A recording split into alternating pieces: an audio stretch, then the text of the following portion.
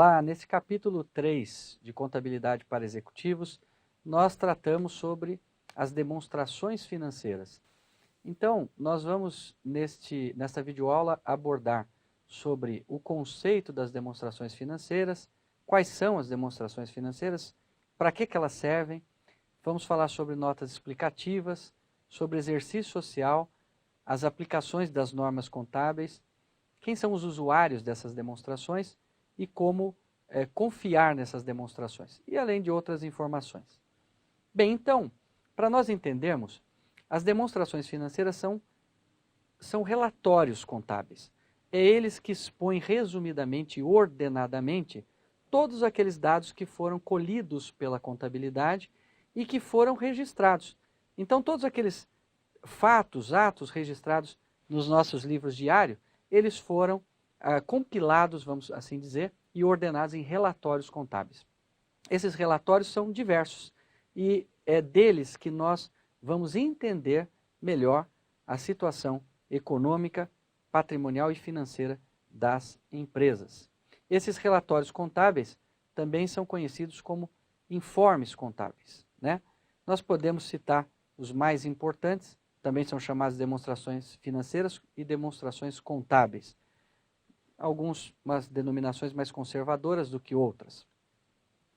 Bem, a lei das sociedades por ações, que rege essas sociedades, ela também é usada pelas demais sociedades, em função de ser uma lei bastante completa e bastante eficaz.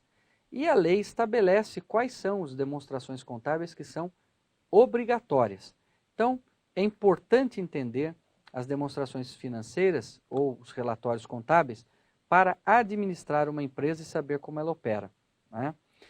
Então, as demonstrações é que vão subsidiar informações para futuros negócios, para orçamentos internos e também para arrecadação de impostos. Pela lei das SAs, as demonstrações, que é a Lei 6.404 de 1976, as demonstrações obrigatórias são o balanço patrimonial, que é o demonstrativo, que é uma foto do patrimônio da empresa, é o que nos mostra os bens, os direitos e as obrigações, naquele determinado momento em que ele foi feito. A demonstração do resultado do exercício, que mede a eficácia da atividade empresarial, é esse demonstrativo que evidencia se a empresa teve lucro ou se ela teve prejuízo com as suas operações. A demonstração de lucros e prejuízos acumulados é uma demonstração bastante estreita, ela mostra para nós a variação dos lucros acumulados ao longo do tempo, do prejuízo acumulado ao longo do tempo. A demonstração dos fluxos de caixa, nós vamos ver depois cada uma delas com mais detalhes. A demonstração dos fluxos de caixa, que mostra exatamente os fluxos de caixa gerados pela empresa, e a demonstração do valor adicionado, que é a DVA. Qual é o objetivo das demonstrações financeiras? Então, nós sabemos que a contabilidade pode ser considerada como um sistema de informação, né? Então, dessa forma, o seu objetivo clássico é prover informação útil para a tomada de decisão pelos usuários diversos. Mas, como nós falamos, existem vários tipos de usuários da informação, nós vimos isso no capítulo 1, né? E cada usuário pode ter um foco diverso e usar essa informação de acordo com o seu interesse e com o seu objetivo. Então, quando nós falamos qual é o objetivo de fato das demonstrações financeiras, é prover informações para os diversos tipos de usuário. Veja que a contabilidade ela tem um processo de coleta de dados, de registro desses dados e da geração de relatórios. Esses relatórios é que são passados para esses usuários para a tomada de decisão. Notas explicativas. Bem, a lei exige, e as normas contábeis também, que as empresas de sociedades anônimas ou de grande porte elaborem notas explicativas. Como as demais empresas também adotam a lei das SAs e as normas contábeis, elas também devem fazer o mesmo. A nota explicativa servem para prover, detalhar informações, esclarecer informações que estão nos demonstrativos, mas que ali não eram possíveis de serem detalhadas e, portanto, podem se tornar incompreensíveis. Então, basicamente, todos os principais fatos relevantes, eles devem ser tratados em notas explicativas. Tá? Então, hoje com os CPCs, as normas contábeis que foram implementadas, essas notas aumentaram consideravelmente. Antes eram poucas notas, hoje os relatórios de notas explicativas são bastante extensos, principalmente nas grandes companhias. Por exemplo, se ela for fazer um cálculo determinado de recuperabilidade de ativos, ela vai ter que demonstrar detalhadamente informações sobre esse cálculo em nota explicativa. Por exemplo, os bens que são depreciados, em nota explicativa ele vai ter que detalhar as taxas e tudo mais. Outro ponto importante é entender a questão de exercício social. O que é o exercício social?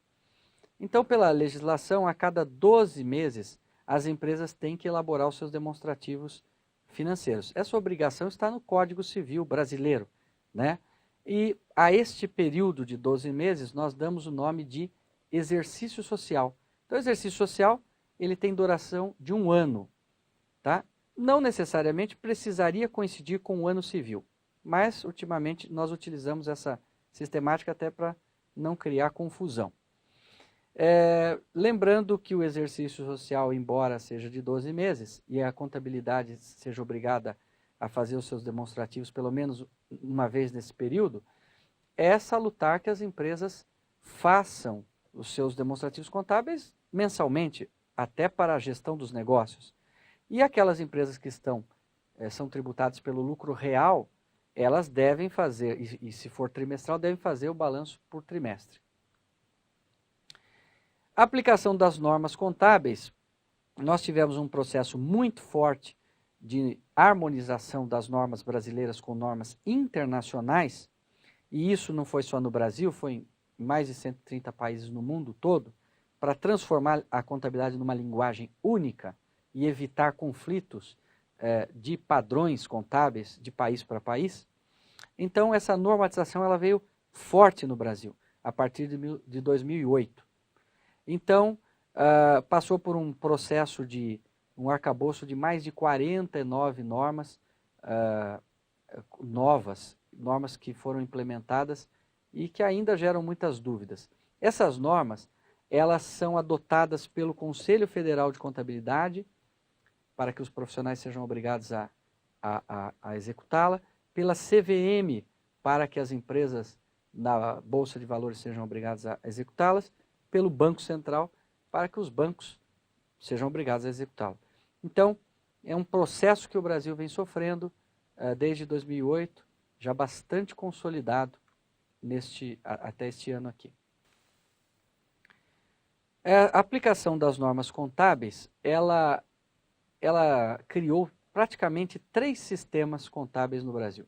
Um sistema que nós chamamos de completo, né?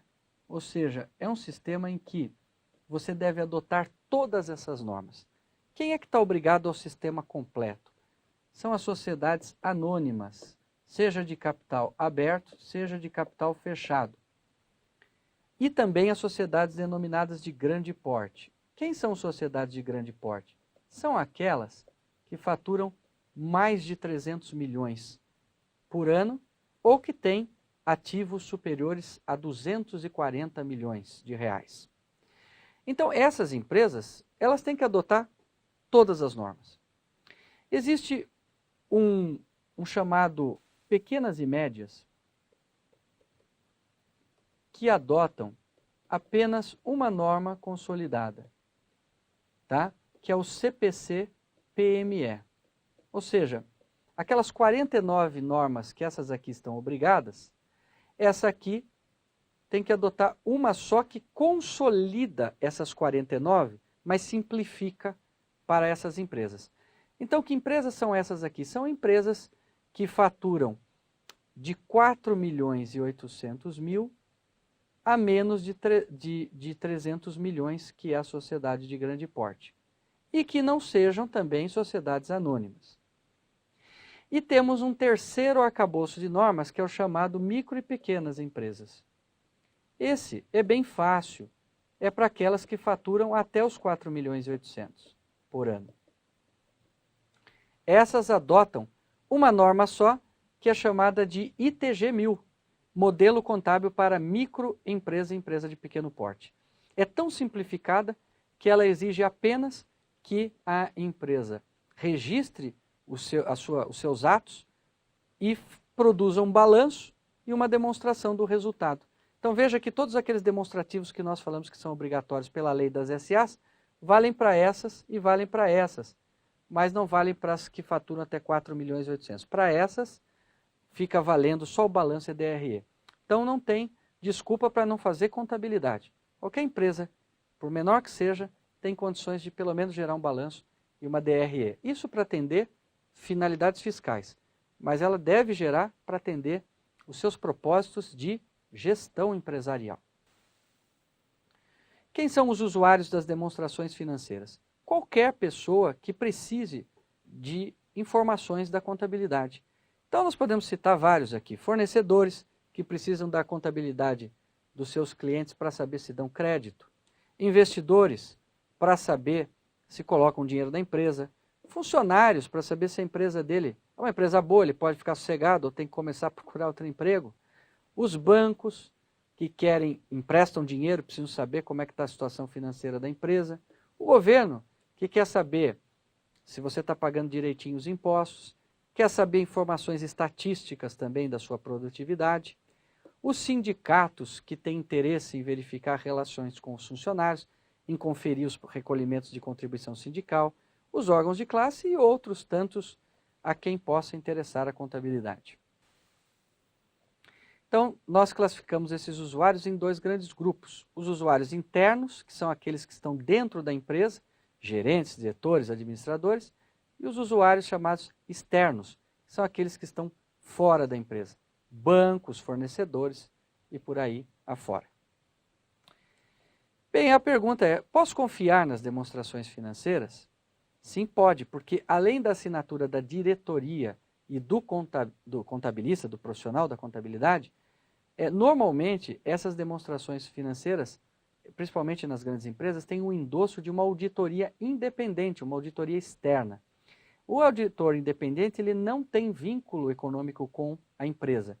Então as empresas que passam por auditoria, elas são muito mais seguras e confiáveis para serem investidas, porque essas auditorias independentes elas emitem parecer e dizem nesse parecer se está tudo ok, se as contas são confiáveis ou não.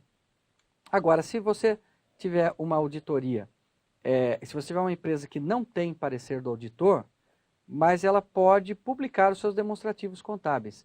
Então, de maneira geral, quando ela publica, isso demonstra também uma transparência e, portanto, digna de crédito aí por terceiros. Bem, há outros dados importantes acerca das demonstrações financeiras, sobre os quais nós trataremos no capítulo 6 do livro, inclusive com uma abordagem mais ampla sobre a questão do parecer do auditor. E assim chegamos ao final do capítulo 3 do livro Contabilidade para Executivos. Até mais!